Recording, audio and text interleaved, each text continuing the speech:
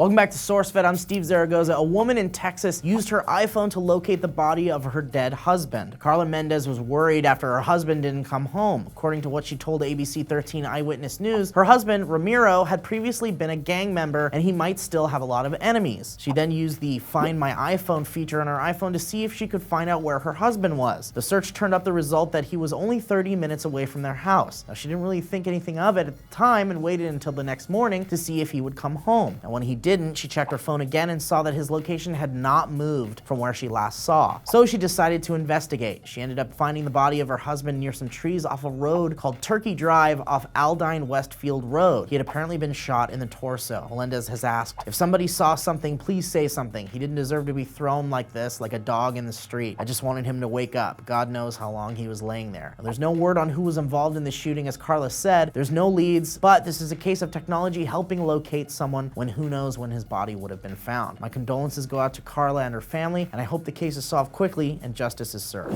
Now, in the case of awesome technology, Volvo, the popular car company, is promising death-proof cars by 2020. No, not a replica of the car from that Quentin Tarantino movie, Death Proof. We're talking about cars that you can't die in. They're even saying no one will be seriously injured in their cars ever again. The CEO of Volvo Cars North America, Lex Kursemakers, said, "If you meet Swedish engineers, they're pretty genuine. They don't say things when they don't believe in it. Although the one caveat, if you want to try and die, like drive off a cliff,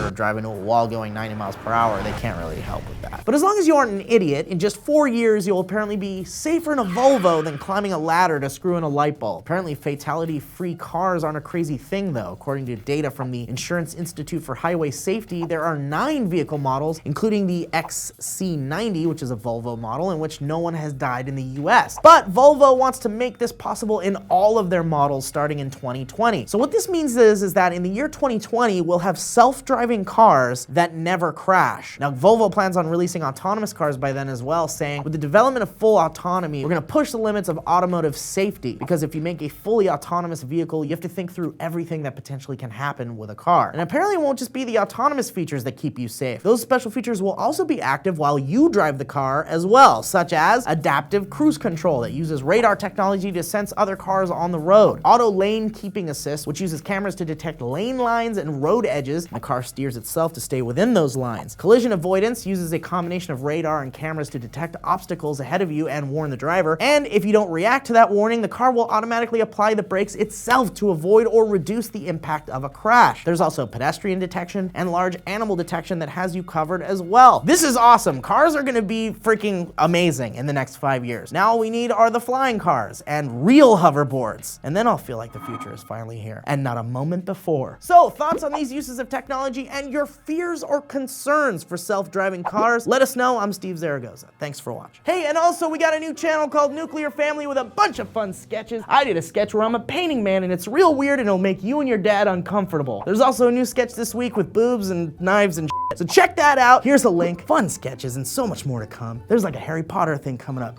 Shh, that's a secret. The cost of oil has plummeted to less than $30 a barrel for the first time since 2003. Some point and you're like, I don't need to read about this. That family tree is like a shrubbery.